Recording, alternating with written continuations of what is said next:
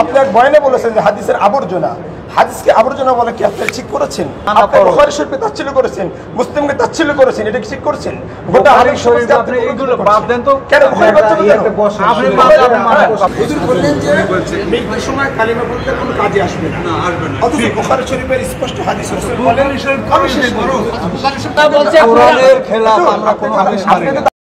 কয়েকদিন আগে একজন হাদিস অস্বীকারী সবার সামনে হাদিসকে আবর্জনা বলেছে, এতে তাদের কি করা উচিত? দেখুন, হাদিস অস্বীকারীদের দৌরাত্ম্য বাংলাদেশে চরম সীমায় পৌঁছেছে। যার কথা বলা হয়েছে, এ আল্লাহর বান্দার অনেক ভিডিও দেখার দুর্ভাগ্য আমার হয়েছে।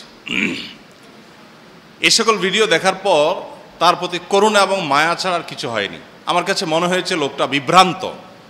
আল্লাহ তাআলা তাকে হেদায়েত দান করুন। যারা হাদিস অস্বীকার করেন তাদের কথা শুনলে মনে হবে যে একেবারে দুধের মতো পরিচ্ছন্ন তাদের কথা, কিন্তু কি পরিমাণ ভেজালে পরিপূর্ণ দেখেন।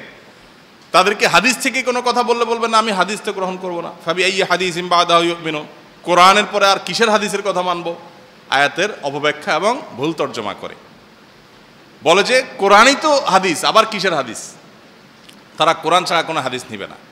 অথচ কোরআনের একটি আয়াতের ব্যাখ্যাও যদি তাদেরকে করতে দেওয়া হয় যে এটা ডাইরেক্ট শুধু কোরআন থেকেই ব্যাখ্যা করবেন, কোনো তাফসির হাদিস কোনোটার কোনো সহযোগিতা নেবেন না, তাহলে একটি আয়াতের ব্যাখ্যাও তারা করতে পারবে না। যদি করতে হয় তাকে মন গড়া ব্যাখ্যা করতে হবে, তার ভিত্তিহীন ব্যাখ্যা করতে হবে। তাহলে আমি আমার মতো ব্যাখ্যা করবো, আরেকজন ব্যাখ্যা করবো। ইসলাম তাহলে এটা খেলতামাশায় পরিণত হবে।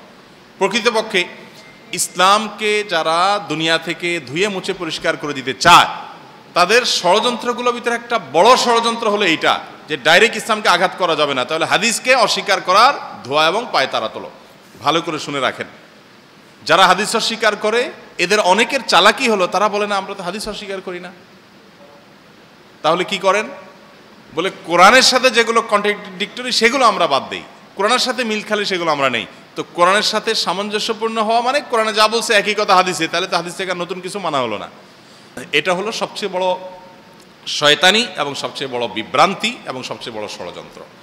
মনে রাখবেন, শুধুমাত্র কোরআনই আমাদেরকে অনুসরণ করতে হবে, হাদিসের কোনো দরকার নাই। তাহলে আল্লাহ তাআলা রাসূল কেন দিয়েছেন বলেন? কোরআনটা একসাথে কেন দেন নাই? 2 আয়াত দিয়া 5 আয়াত দিয়া 2 সপ্তাহ 1 মাস কেন গ্যাপ দিয়েছেন? ওটা ব্যাখ্যা করবার জন্য। আল্লাহ তাআলা কোরআনে স্পষ্টই বলেছেন যে আপনার প্রতি এই জিকির, এই কোরআন নাজিল করেছি আমি, এর একমাত্র উদ্দেশ্য এবং কারণ, এটার উদ্দেশ্য এবং কারণ হলো লিতুবাইয়িনা লাহুম মা নুজিলা ইলাইহিম, যাতে করে কোরআনে যা নাজিল হয়েছে এটা আপনি ব্যাখ্যা করে দেন। এই ব্যাখ্যা করে দেওয়ার জন্যই আপনার কাছে নাজিল করা হলো। তাহলে ব্যাখ্যা করে দেওয়া নবী সাল্লাল্লাহু আলাইহি ওয়াসাল্লামের কর্তব্য। এখন তার ব্যাখ্যাটা আপনি নেবেন না, আপনার মন মতো নেবেন, নিজে ব্যাখ্যা করবেন, এটা হলো সুস্পষ্ট গোমরাহি। আরেকটা বিষয় হলো, কিছু লোক আছে যারা হাদিস অস্বীকার করতে চায়। বাংলাদেশের খুব বড় মাপের একজন সেলিব্রিটি আছেন, গুনাহের কাজে সেলিব্রিটি, আমি নাম বললে আপনারা সবাই চিনে যাবেন এক বাক্যে। তিনি আমাকে ফোন করে একবার লম্বা সময় ধরে এই বিষয়ে কথা বললেন। তো যা মনে হলো যে উনি বললেন যে খোলাসা কথা হলো, উনি বললেন যে কোরআন এটাকে আমি ভালোবাসি, কোরআন আমি বারবার পড়ে আমার খুব ভালো লাগে, কিন্তু হাদিসটা না আমার কাছে মনে হয় একটু ঝামেলা আছে। এটা হলো তার বক্তব্য। সে মানে সেলিব্রিটি হলো হারাম কাজের সেলিব্রিটি। আমি বলতে চাই না, এমনকি তার পেশার কথা বলবো না, বললে আপনারা হয়তো অনেকে টের পেয়ে যাবেন। তো তাকে বোঝানোর চেষ্টা করলাম, আর আমিও বোঝার চেষ্টা করলাম। আমি বোঝার চেষ্টা করলাম যে যারা হারাম কাজে লিপ্ত, নানান রকমের আকাম কুকাম করতে চায়, এদের জন্য একটা বড় বাধা হলো হাদিস। কারণ হাদিসে সব কিছু খুলে খুলে খুলে খুলে নিষিদ্ধগুলো বলে দেওয়া হয়েছে। আর কোরআনের আয়াতে যেহেতু আল্লাহ তাআলা ইনিশিয়ালি সব বলে গেছেন, এখান থেকে অপব্যাখ্যা নেওয়ার সুযোগ আছে, কেউ চাইলে অপব্যাখ্যা নিতে পারে। তো এই জন্য সে শুধু কোরআনটা নিতে চায় যে আমার মন মতো আমি ব্যাখ্যা করে নিব। আল্লাহ সুবহানাহু ওয়া তাআলা নামাজ পড়তে বলছেন, কই 5 ওয়াক্ত 5 শব্দ আল্লাহ কোরআনে কোথাও বলেন নাই, এটা হুজুরদের বানানো হাদিসে আসছে, এটা মানলাম না, তাহলে সহজ হয়ে গেল। আল্লাহ তাআলা কুকুর খাইতে কোরআন নিষেধ করেন নাই, অতএব চায়নায় গিয়ে কুকুরের গোশত খাওয়া ইজি হয়ে গেল। তো এরকম অনেক আকাম কুকাম বা অনেক গুনাহের কাজ যারা করতে চায়, হাদিসে সুস্পষ্টভাবে কোরআনের সংক্ষিপ্তগুলোকে ব্যাখ্যা করে দেওয়া হয়েছে, সেজন্য তারা হাদিসকে অস্বীকার করে। আরে ভাই, কোরআন কার থেকে পাইছেন আপনি? জিবরিল কি আপনার কাছে ওহী আনছিল? যে সাহাবীদের মাধ্যমে কোরআন পেয়েছেন, হাদিস ওই একই সাহাবীদের মাধ্যমেই এসেছে। বলে যে বুখারী অনেক বছর পরে লেখা হয়েছে। তো কোরআনে তো নবী সাল্লাল্লাহু আলাইহি সাল্লামের ওয়াফাতের অনেক বছর পরে লেখা হয়েছে। কোরআন কি রাসূল আকরাম সাল্লাল্লাহু আলাইহি সাল্লাম 30 পারা এইভাবে সংকলন করে দিয়ে গেছেন? এটাতে পরবর্তীতে ওসমান রাদিয়াল্লাহু তাআলার শাসন আমলে হয়েছে এটা সংকলন। তাহলে মাঝখানে তো বেশ কয়েকটা বছরের গ্যাপ হয়েছে, তখন এটা নিয়ে কি বলবেন?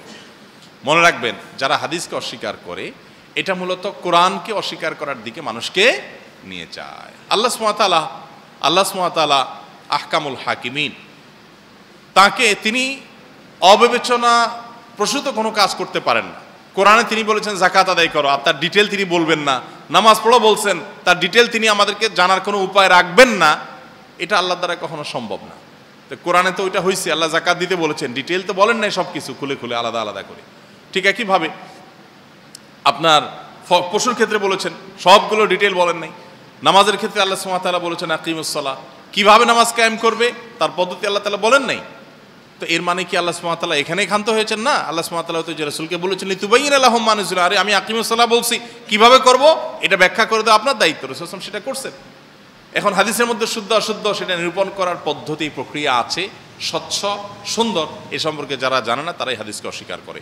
তো হাদিসকে আবর্জনা যে মৌলভী সাহেব বলেছেন, এ আল্লাহর বান্দা তার বক্তব্যে ঘন্টা ঘন্টা বক্তব্যে অজস্র হাদিসের কোরআন আয়াতের ব্যাখ্যায় অজস্র ঘটনা অজস্র কথা বলে, এগুলো সে কোথায় পাইছে?